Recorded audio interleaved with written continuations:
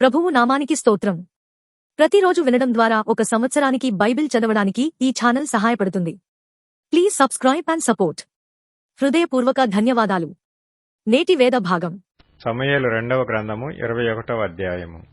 దావీదు కాలమున 3 సంవత్సరములు విడవకుండా కరువు కలగగా దావీదు యెహోవాతో మనవి చేసెను. అందుకు యెహోవా ఈలాగున సెలవిచ్చెను. సౌలు గిబియోనీయులను హతము చేసిన గనుక అతనిని బట్టియు నరహంతకులగు అతని ఇంటివారిని బట్టియు శిక్షగా ఈ కరువు కలిగెను. గిబియోనీయులు ఇశ్రాయేలీల సంబంధికులు కారు, వారు అమోరీయులలో శేషించిన వారు. ఇశ్రాయేలీలు మిమ్మును చంపమని ప్రమాణపూర్వకంగా వారితో చెప్పియుండిరి గాని సౌలు ఇశ్రాయేలు యూదాల వారి యందు ఆసక్తి గలవాడై వారిని హతము చేయచూచుచుండెను. రాజగు దావీదు గిబియోనీయులను పిలువనంపి, నేను మీకేమి చేయగోరుదురు?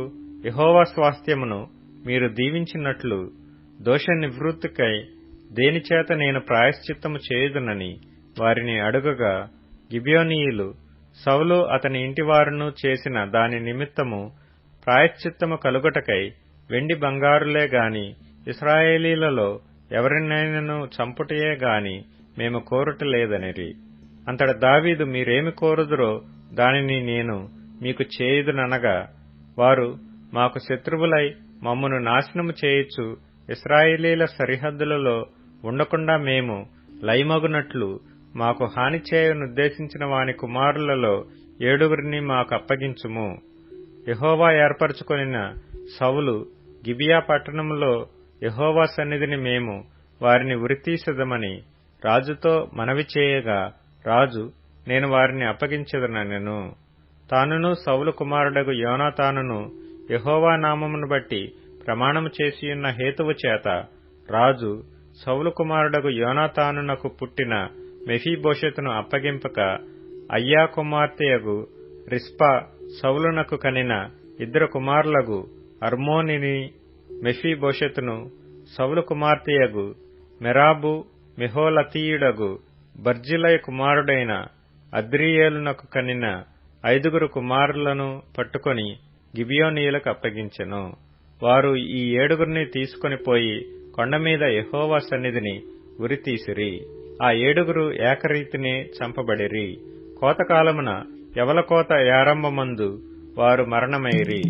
అయ్యా కుమార్తెయగు రిస్పా గోనెపట్ట తీసుకొని కొండపైన పరుచుకొని కోత కాలారంభము మొదలుకొని ఆకాశము నుండి వర్షము ఆ కళేబరముల మీద కురియు వరకు అచటనే ఉండి, పగలు ఆకాశ పక్షులు వాటి మీద వాలకుండను, రాత్రి అడవి మృగములు దగ్గరకు రాకుండను వాటిని కాచుచుండగా, అయ్యా కుమార్తెయగు రిస్పా అను సౌలు ఉపపత్ని చేసినది దావీదునకు వినబడెను. కాబట్టి దావీదు పోయి సౌలు ఎముకలను అతని కుమారుడైన యోనాతాను ఎముకలను యాబేష్గిలాదు వారి యొద్ద నుండి తెప్పించెను. ఫిలిష్తీయులు గిల్బోవలో సౌలును హతము చేసినప్పుడు వారు సౌలును యోనాతానును బేత్షాను పట్టణపు వీధిలో వ్రేలాడగట్టగా, యాబేష్గిలాదు వారు వారి ఎముకలను అచ్చటి నుండి దొంగిలి తెచ్చియుండిరి. కావున దావీదు వారి యొద్ద నుండి సౌలు ఎముకలను అతని కుమారుడైన యోనాతాను ఎముకలను తెప్పించెను. రాజాజ్ఞను బట్టి ఉరితీయబడిన వారి ఎముకలను జనులు సమకూర్చిరి.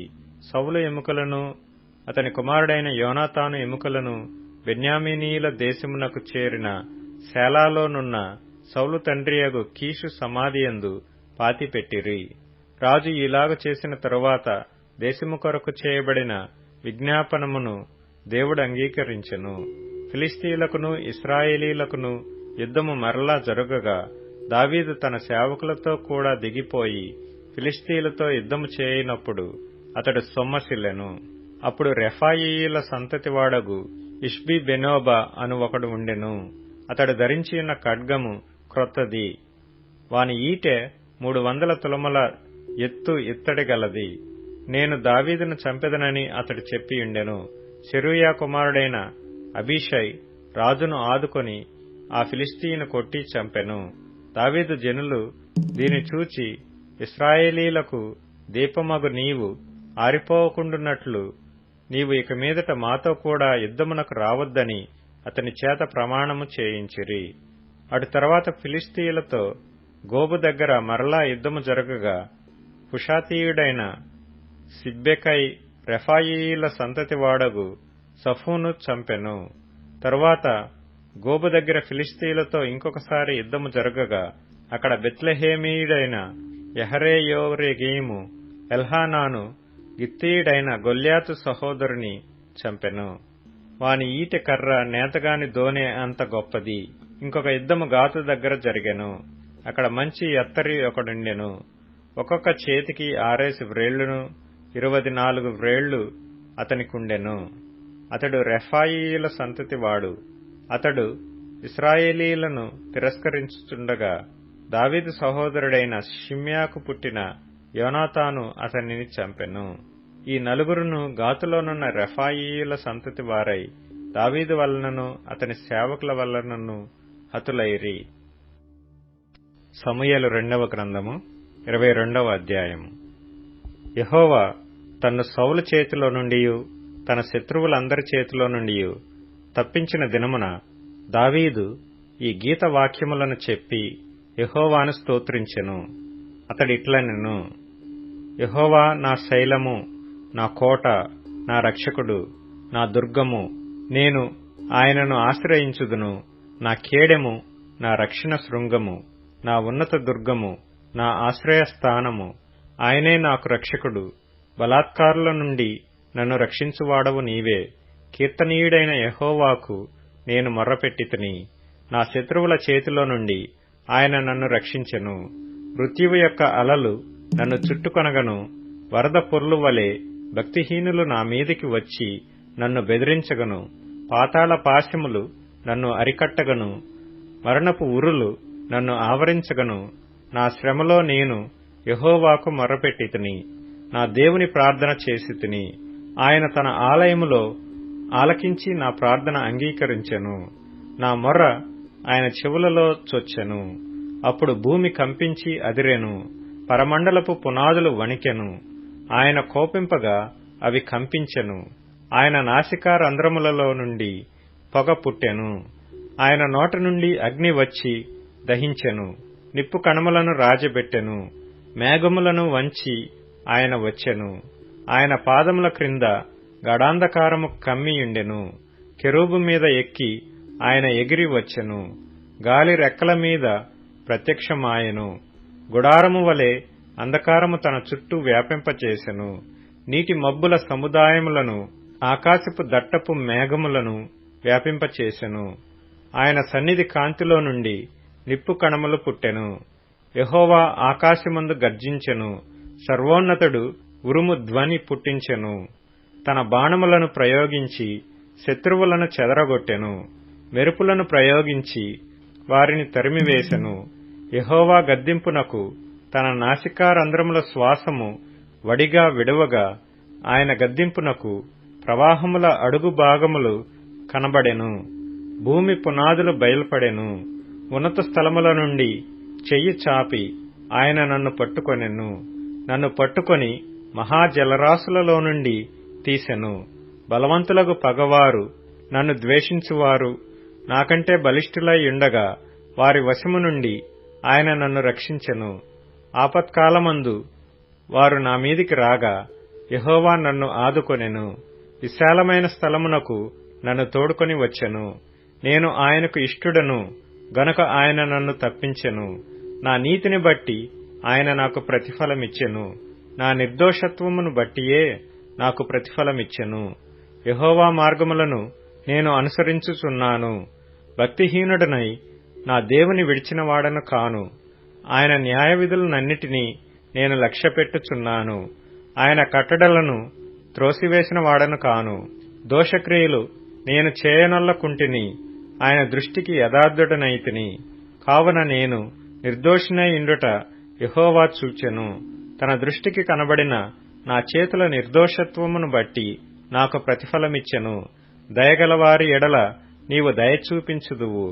యథార్థవంతుల ఎడల నీవు యథార్థవంతుడువుగా నుందువు. సద్భావము గలవారి ఎడల నీవు సద్భావము చూపుదువు. మూర్ఖుల ఎడల నీవు వికటముగా నుందువు. శ్రమపడు వారిని నీవు రక్షించెదవు. గర్విష్ఠులకు విరోధివై వారిని అణచివేసెదవు. యెహోవా, నీవు నాకు దీపమై ఉన్నావు. యెహోవా చీకటిని నాకు వెలుగుగా చేయును. నీ సహాయము చేత నేను సైన్యములను జయింతును. నా దేవుని సహాయము వలన నేను ప్రాకారములను దాటుదును. దేవుడు యథార్థవంతుడు. యెహోవా వాక్కు నిర్మలము. ఆయన శరణుజొచ్చు వారికందరికీ ఆయన కేడము. యెహోవా తప్ప దేవుడేడి? మన దేవుడు తప్ప ఆశ్రయ దుర్గమేది? దేవుడు నాకు బలమైన కోటగా ఉన్నాడు. ఆయన తన మార్గమునందు యథార్థవంతులను నడిపించును. ఆయన నా కాళ్లు జింక కాళ్ల వలె చేయును. ఎత్తైన స్థలముల మీద నన్ను నిలుపును. నా చేతులకు యుద్ధము చేయ నేర్పువాడు ఆయనే. నా బాహువులు ఇత్తడి విల్లును ఎక్కుబెట్టును. నీవు నీ రక్షణ కేడమును నాకు అందించుదువు. నీ సాత్వికము నన్ను గొప్ప చేయును. నా పాదములకు చోటు విశాలపరచుదువు. నా చీలమండలు బెణకలేదు. నా శత్రువులను తరిమి నాశనము చేయుదును. వారిని నశింపచేయు వరకు నేను తిరుగను. నేను వారిని మృంగివేయుదును. వారిని తుత్తునీయులుగా కొట్టుదును. వారు నా పాదముల క్రింద పడి లేవలేకయుందురు. యుద్ధమునకు బలము నీవు నన్ను ధరింపజేయుదువు. నా మీదికి లేచిన వారిని నీవు అణచివేయుదువు. నా శత్రువులను వెనుకకు మళ్ళజేయుదువు. నన్ను ద్వేషించు వారిని నేను నిర్మూలము చేయుదును. వారు ఎదురుచూతురు గాని రక్షించువాడు ఒకడనూ లేకపోవును. వారు యెహోవా కొరకు కనిపెట్టుకొనినను ఆయన వారికి ప్రత్యుత్తరమియ్యకుండును. నేల ధూళివలె వారిని నలగగొట్టెదను. పొడిగా వారిని కొట్టెదను. వీధిలోని పెంటవలె నేను వారిని పారపోసి అణగద్రొక్కెదను. నా ప్రజల కలహములలో పడకుండా నీవు నన్ను విడిపించితివి. జనులకు అధికారిగా నన్ను నిలిపితివి. నేను ఎరుగని జనులు నన్ను సేవించెదరు. అన్యులు నాకు లోబడినట్టు వేషము వేయుదురు. వారు నన్ను గూర్చి వినిన మాత్రము చేత నాకు విధేయులగుదురు. అన్యులు దుర్బలులై వణుకుచు తమ దుర్గములను విడిచి వచ్చెదరు. యెహోవా జీవము గలవాడు, నా ఆశ్రయదుర్గమైన వాడు స్తోత్రార్హుడు. నాకు రక్షణాశ్రయదుర్గమైన దేవుడు మహోన్నతుడగునుగాక. ఆయన నా నిమిత్తము ప్రతిదండన చేయు దేవుడు. ఆయన నా నిమిత్తము పగ తీర్చు దేవుడు. జనములను నాకు లోపర్చువాడు ఆయనే. ఆయనే నా శత్రువుల చేతిలో నుండి నన్ను విడిపించును. నా మీదికి లేచిన వారికంటే ఎత్తుగా నీవు నన్ను హెచ్చించుదువు. బలాత్కారము చేయువారి చేతిలో నుండి నీవు నన్ను విడిపించుదువు. అందువలన యెహోవా, అన్యజనులలో నేను నిన్ను గణపరచెదను. నీ నామకీర్తన గానము చేసెదను. నీవు నియమించిన రాజునకు గొప్ప రక్షణ కలుగజేయువాడవు. అభిషేకించిన దావీదునకును అతని సంతానమునకును నిత్యము కనికరము చూపువాడవు. ప్రకటన గ్రంథము 21వ అధ్యాయము. అంతట నేను క్రొత్త ఆకాశమును క్రొత్త భూమిని చూచితిని. మొదటి ఆకాశమును మొదటి భూమియు గతించిపోయెను, సముద్రమును ఇకను లేదు. మరియు నేను నూతనమైన యెరూషలేము అను ఆ పరిశుద్ధ పట్టణము తన భర్త కొరకు అలంకరింపబడి పెళ్లి కుమార్తె వలె సిద్ధపడి పరలోకమందున్న దేవుని యొద్ద నుండి దిగివచ్చుట చూచితిని. అప్పుడు ఇదిగో, దేవుని నివాసము మనుషులతో కూడా ఉన్నది. ఆయన వారితో కాపురముండును. వారాయన ప్రజలయ్యుందురు. దేవుడు తానే వారి దేవుడయ్యుండి వారికి తోడయ్యుండును. ఆయన వారి కన్నుల ప్రతి బాష్ప బిందువును తుడిచివేయును. మరణము ఇక ఉండదు. దుఃఖమైనను ఏడ్పైనను వేదనయైనను ఇక ఉండదు. మొదటి సంగతులు గతించి పోయెనని సింహాసనములో నుండి వచ్చిన గొప్ప స్వరము చెప్పుట వింటిని. అప్పుడు సింహాసనాసీనుడయ్యున్న వాడు, ఇదిగో, సమస్తమును నూతనమైనవిగా చేయుచున్నానని చెప్పెను. మరియు ఈ మాటలు నమ్మకమును నిజమునయ్యున్నవి గనుక వ్రాయమని ఆయన నాతో చెప్పుచున్నాడు.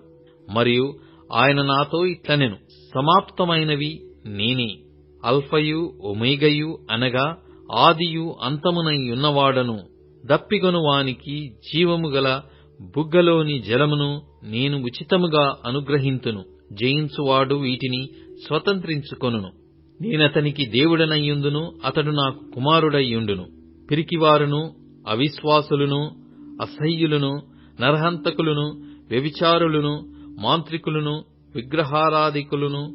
విగ్రహారాధకులను, అబద్ధికులందరూ అగ్నిగంధకములతో మండు గుండములో పాలు పొందుదురు. ఇది రెండవ మరణము.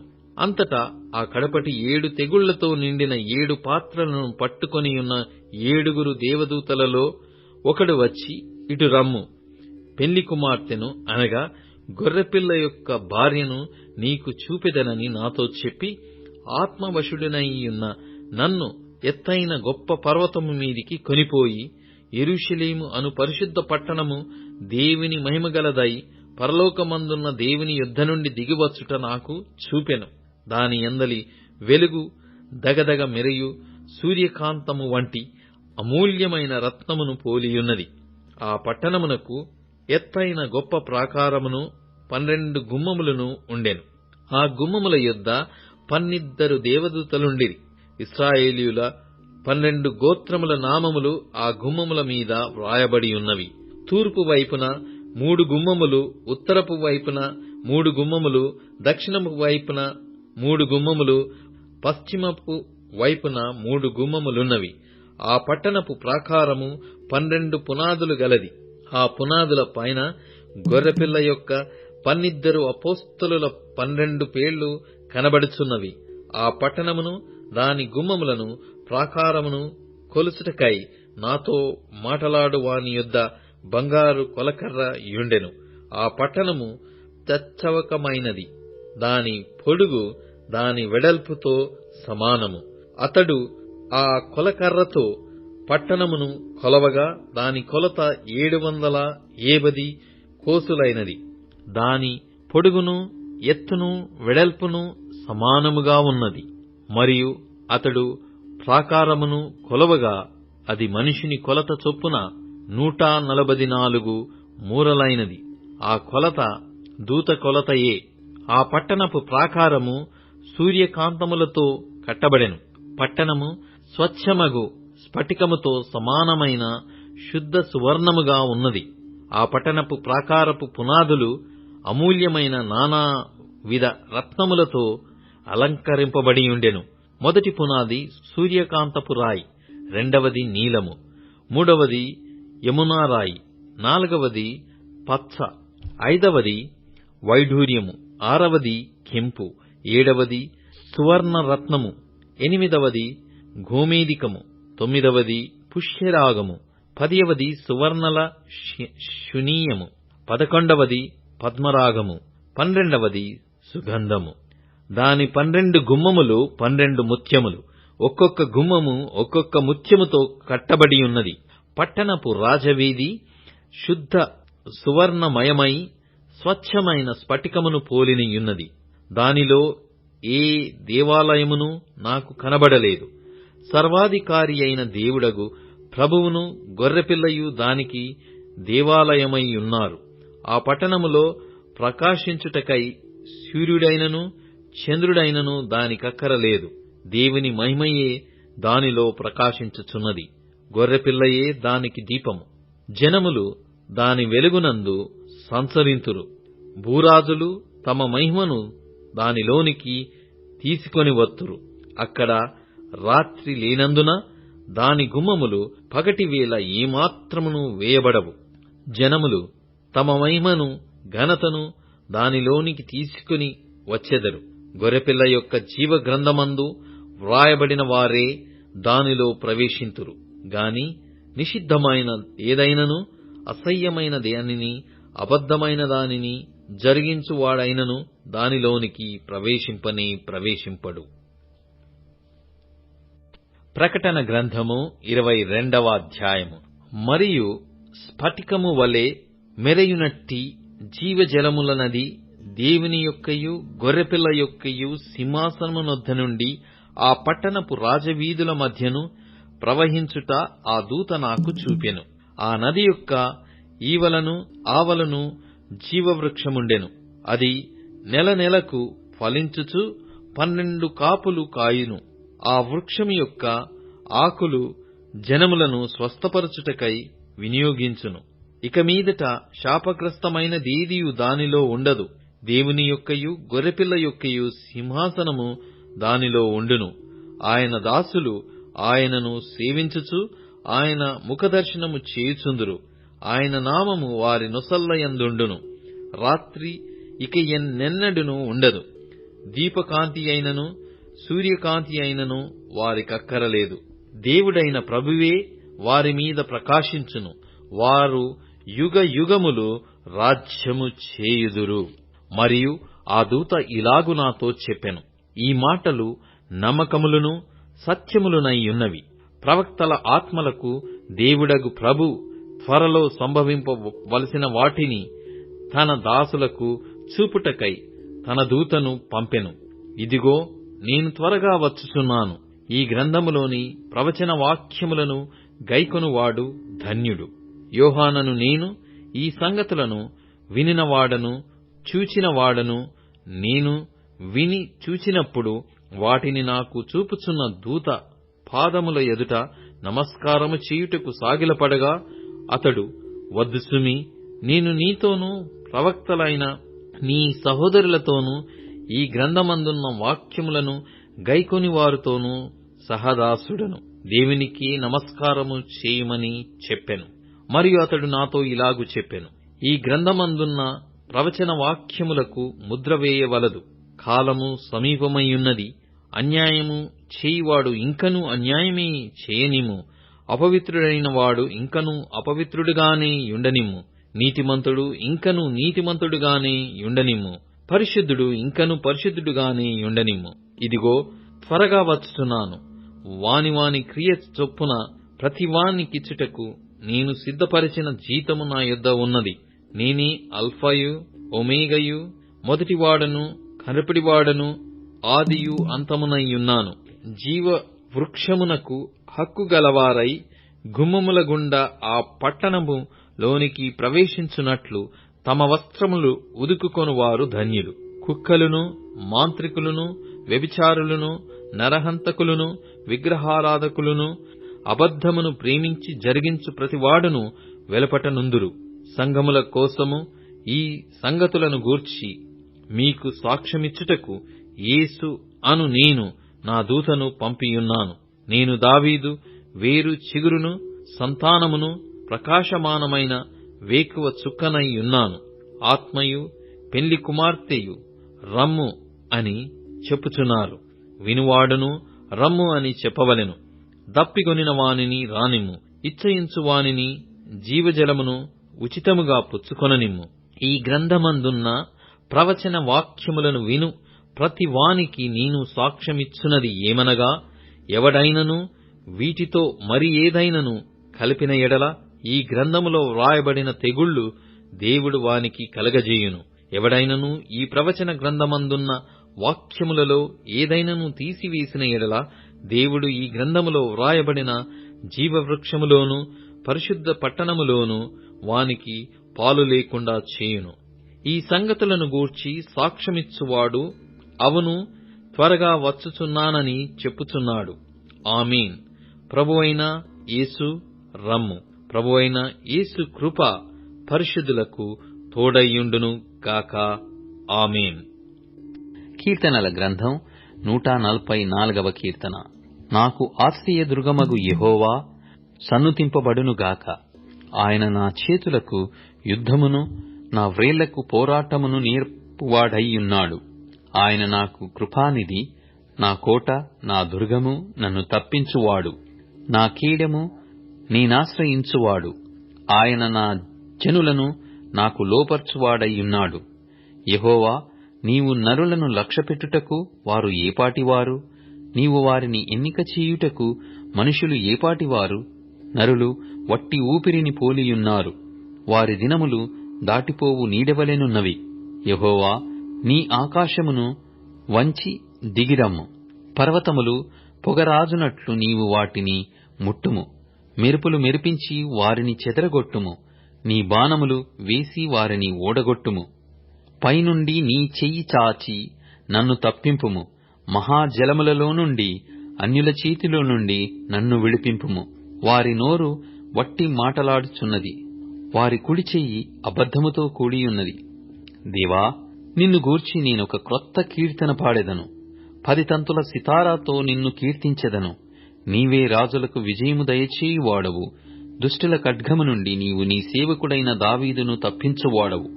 నన్ను తప్పింపుము, అన్యజనుల చేతిలో నుండి నన్ను విడిపింపుము.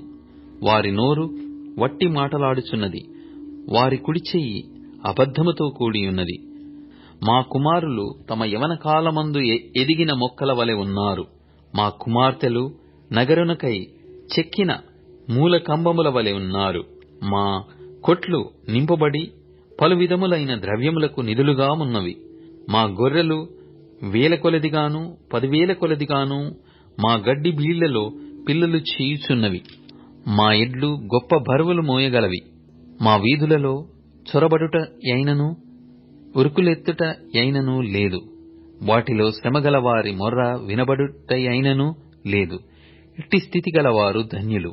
యెహోవా తమకు దేవుడు గల జనులు ధన్యులు.